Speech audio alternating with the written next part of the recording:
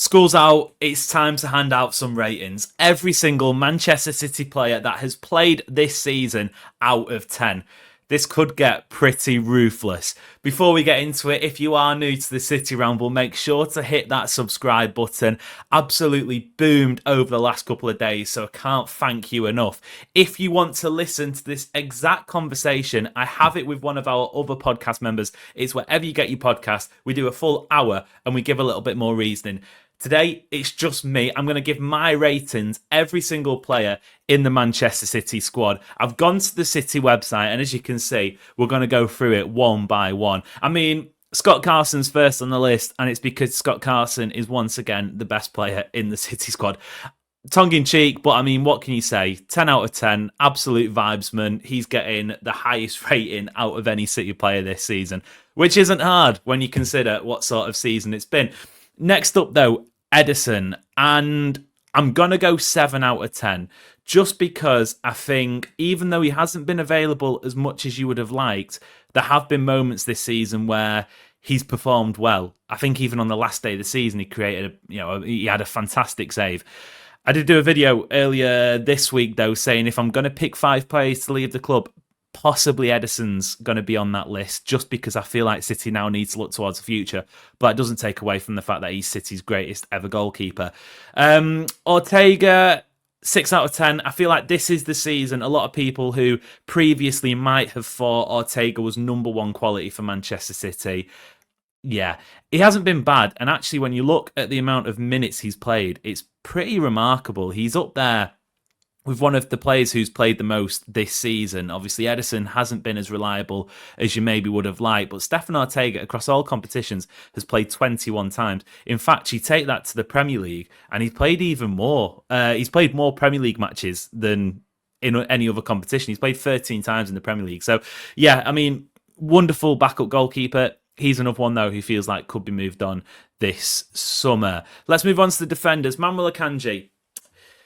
He's a player who has had quite a bit of stick, but I'm going to give him a 6 out of 10. Not necessarily because I feel like he's performed at the highest of levels, how we saw him maybe in 2023 in that treble season, but I do think during that run, he was putting his body on the line. He had to have surgery, let's not forget. And one of the criterias that I'm marking City players on in this sort of rating video is their availability, because that's been one of the key things for City at times this season. I know you can't help injuries necessarily, but Akanji was there. He has played a lot of football throughout the season, even though he did have that big injury. 37 appearances, 33 of them starts. I mean, I understand, I hear the criticisms about his performance levels, and I do think they've dropped off. I think he's a good squad player. I wouldn't have him as a starter next season. But yeah, 6 out of 10 for him. Nathan Ake, 4 or 5. I mean, I just can't even remember the last time we saw him play, which is a shame. Ruben Diaz, I've gone 7 out of 10. And in the full podcast episode, which you should listen to, it was me and Luke Barsley. Luke emerged as a bit of a harsher rater than me, I think it's safe to say. I have been giving maybe kinder ratings to some of the players, and I think some people will say Ruben Diaz hasn't been 7 out of 10 quality. But the simple question I have, if you disagree with that, are City a better team? Are City a better defence with Ruben Diaz in it, or with Ruben Diaz out of it? I think the answer's clear. Gvardiol is next up, and player of the season for me, easy peasy, 9 out of 10. Bad season, good season, whatever it is for City, you drop him in any team, and he's a 9 out of 10. Abdulkadir Kusanov, we've included the January signings, obviously, because why not? Some of them have played, a key part in getting City into the Champions League. 6.5 or 7.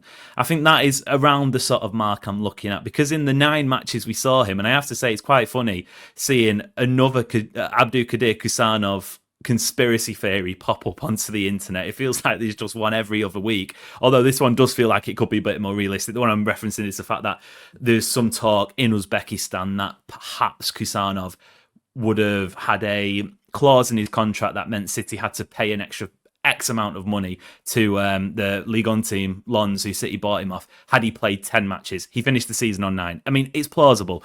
But I'm going to go 7 out of 10. Rico Lewis, 6, just because at the start of the season, well, I mean, the very, very start of the season, I thought he looked great when City had a functioning team. Obviously, injuries happened. I do think there have been issues. His physicality has been shown up a little bit. Sorry about that. Maybe, going into next season, we'll have to consider that. But I do think there's been times this season where he has played well. He got that goal in the FA Cup semi-final as well. Let's not forget. Vita Heiss, if you can remember watching him play football.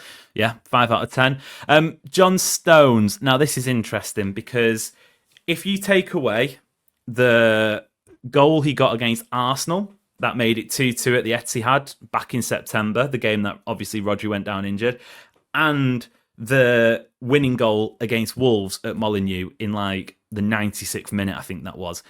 I would say if you take away those two, you're going to get John Stones at a 2 out of 10, 3 out of 10. Again, availability. But because of those two moments, and I actually think alongside the FA Cup semi-final, we are scraping the barrel this year, and the last-minute winner against Aston Villa, take away those two moments, that's kind of all City have had in terms of, memories to look back on this season. Good days, happy days. So I think for that, I'm going to give him a 6. Plus, it's John Stones. I mean, can't be complaining too much. Let's rattle through more. Kyle Walker, 1 out of 10. No further explanation needed. Oscar Bob. I mean, he just about turned up to the exam, didn't he? Really, he just about gets in there to get a grade or get a rating. 4, not his fault by any means. I will say the City website have put this in such a weird order at a weird position. I don't think it's number. No, it's certainly not number. And then I don't know. Anyway, Kevin De Bruyne. This is difficult. 6.5 maybe. Maybe 6.5. Yeah, I think 6.5. There have been some really good moments. Ironically, his best football came after he announced that he was leaving the club, which typical. But I think that injury just really sort of stunted him, even though he wasn't out of action for that long compared to other players that have been out injured. He just never found rhythm or fitness, and I do think, whether or not he was trying more or he was putting every sort of last percentage of effort in after he announced he was leaving, but it did feel like when that announcement came, he was starting to find that little bit of rhythm, which is a little bit frustrating, but it is what it is. Jeremy Doku, this is interesting. This is the one that I think on the podcast we did got the most debate. It had the most sort of controversy between me and Luke speaking about it. I think he went 5.5 and I only went 1 point higher. I went 6.5, which some people might say isn't high enough. Some people might say is far too high. Doku is obviously a very divisive player. I think I went 6.5 because unlike other players in this list, I've rated Doku's season based on the context of City's season. So, for example, De Bruyne getting a 6 out of 10. That's relative to his usual standards. But I think Doku, whilst, don't get me wrong, there have been ample occasions this season where I've wanted to pull my hair out just because the decision-making hasn't been good enough. The end product, linking up with Haaland, in my opinion, is an issue. But there have been moments where he's helped City get a win. That ball to Núñez at the back post in the Aston Villa game, for example. There was a goal against Fulham earlier in the year. Forest, he played well in the home match. So there have been enough for me to go 6.5. I will say next season is gigantic for Jeremy Doku. 3rd season at the club. He's got to sort of up it to another level. So that'll be interesting to watch. Claudio Echeverri. What have we seen him for? Let me pull up my list. I think 21 minutes. 21 minutes. They were a fun 21 minutes, I guess. 5. Let's move on. Phil Foden. This I think this is another controversial one. Not in terms of my score necessarily, because I've gone straight down the middle, but some people might want to give a little bit more leeway. Some people will go really harsh and say like 1 out of 10, 2 out of 10. I think he's still City's second highest goal scorer, which is pretty crazy. I've gone 5 out of 10. I've gone straight down the middle. I think, the caveats have to be made with Foden, that all of the off the pitch stuff, the intensity that he's been playing at, the impact that will have on you mentally as a footballer. The Euros, I don't think the Euros have been spoken about enough. He was really castigated, especially, here in England by people. He was sort of weirdly, the blame was pinned on him for England not going on and winning the Euros. I don't know, but I do think you go from player of the season, the standard that he set last year, to drop where he has gone down to this season. I think you've got to take that into account. So I've gone 5 out of 10. I'm not, unlike some people, writing him off. I've got a bookmark. I've got a folder full of bookmarked tweets for when he starts setting the world alight again, that I'm gonna live off. I'm gonna be insufferable. Jack Grealish, I have actually gone for Grealish 3 out of 10. Yeah, just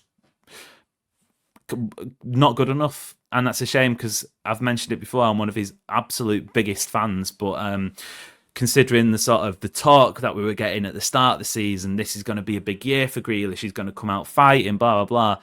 Unfortunately, it just hasn't been good enough. In terms of the next player, sorry, just missed that out there. Okay, Gundogan. I think if you flip the season on its head, this score looks a lot different. So if we'd started with what we ended with, and we ended with what we started with, I think you're probably looking at a 3 out of 10, a 4 out of 10, because it's easy to forget at the start of the season when he comes back in, and again, he wasn't signed to play the amount of minutes he did, but it was clear he was struggling a lot. But I think the way he ended the season, he's actually looked quite good, very good, in fact, and for that 6.5 out of 10, I think obviously that goal on the final day was incredible. You could possibly push it to a 7, but I think around that sort of 6.57 mark.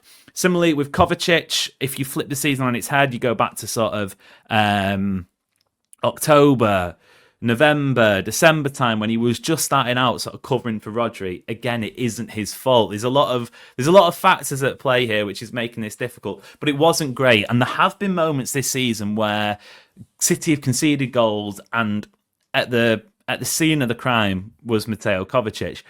But there's also been some really impressive performances as well. His showing in that FA Cup semi-final against Forest was amazing, and probably his best game in a City shirt altogether.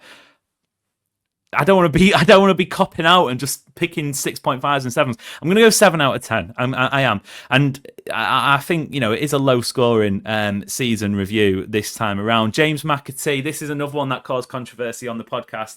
I reckon I went 6 for James McAtee. Luke went 4. And I'm not going to build on that anymore. If you want to find our reasoning, you can check it out again wherever you get your podcast from. Nico Gonzalez came in mid-season, 6.5 out of 10, I think. There were some great performances in there. Unfortunately, in my opinion, we didn't see him enough towards the end of the campaign, but I do think he's got plenty of promise. His ball carrying is really impressive, actually. And if you put him next to Rodri next season, that could work out very well. Mateus Nunes, are you ready? 8 out of 10. I think he's up there. I think he's been one of, weirdly, City's highest performers this season. And I'm not saying he's been perfect. I'm not saying that he's necessarily been crucial. Well, in fact, I would possibly make the argument in the second half of the season anyway that he has been pretty integral. But go back to when he was playing left wing. He was popping up with a few assists for Haaland at a time when Doku was struggling to get goals and assists. Savinho wasn't necessarily hitting the mark. Grealish, again, wasn't available. Oscar Bob injured. So he provided a bit of an outlet there. But in that makeshift right-back position, I think Guardiola, has found a real squad option heading into the new season. And it's similar for Nico O'Reilly, who I've gone 7 out of 10 for. Just because those two can't be City starting fullbacks next season. Let's be honest, they are not league-winning fullbacks from the starting 11, but they can be great squad options. And I think with back to Nunes, when City needed a performer, Nunes has performed. He's had errors. I mean, who in this squad altogether hasn't. You know what I mean? You can look through. Well, I was going to say bar Gvardiol, but you'd say even Gvardiol has had a bozo moment or two. So Núñez 8, Nico O'Reilly 7. Finishing off the last 5. That's Rodri, isn't it? 5. What did he play? 4 times or something like that. Savinho, I've gone 6 out of 10. Which caused a bit of debate on our recording, on the extended recording, because Luke posed the question to me, do I think Doku has had a better season than Savinho? And consistently, I'd say no. I'd say Savinho's performances on a consistent basis have been higher, but I'd say Doku has been more impactful. And I mean, what did I separate them by? 0.5. So it's not exactly, streets ahead. However, at the same time, I do think Savinho's had moments, but I don't think he ended the season well, which is fine because he's young and he's in his first season under Guardiola. And as we always say, attackers, it takes them a while to sort of get up to speed. So I think he will be interesting to watch next season. There are some parts of his game that I do think need to improve rapidly. Otherwise, he will possibly be struggling for minutes. Bernardo Silva. Again, another one, if you flip the season on its head and you're rating it from the start, well, I mean, if you flip the season on the head and we've just sort of, the last few months, we've seen what we saw at the start compared to what we saw at the end, I think you go lower. But I do think he turned it around. There were some great performances in there, especially when City were sort of controlling games better. He was at the heart of it. I'm going to go... It's been a poor season for Bernardo, don't get me wrong, but I'm going to go 6 out of 10. I still think I think he rescued it. If you're talking up until February time, 3 out of 10. But the season as a whole, 6 out of 10. Erling Haaland. Now, he got, I think it was 31 goals this season, which is an awful lot. I'm going to go... I can't remember what I actually rated him in the extended version, but I'm going to go 6.5 because even though he scored plenty, and that is his job, there were times this season where I wanted more.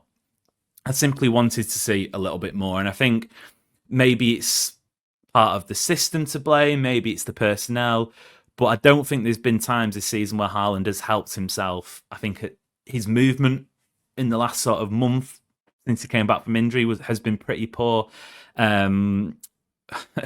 Given that penalty away in the FA Cup final, I just think is something that, unforgivable in that circumstance. Obviously, it goes without saying, he's got more than enough credit in the bank considering what he's done for the club in his relatively short space that he's been here. But yeah, I just, there have been moments where I've wanted a little bit more from Erling Haaland. Finally then, Omar Mamouche, who again, another player who came in January. This might seem high, but I've gone 8. I think City don't get Champions League football if it isn't if it isn't for signing Mamouche. Obviously, he's not the sole reason, but just that energy, that dynamism in attack, I think it's been really helpful for Manchester City, which concludes the players. And I'll leave the question to you, Pep Guardiola. What would you rate the manager out of 10?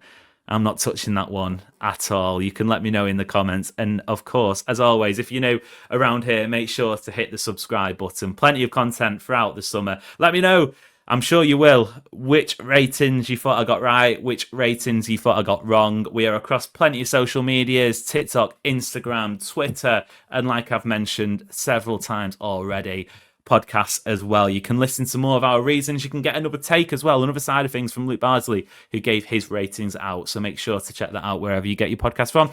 And until next time, it has been a pleasure. We will see you later.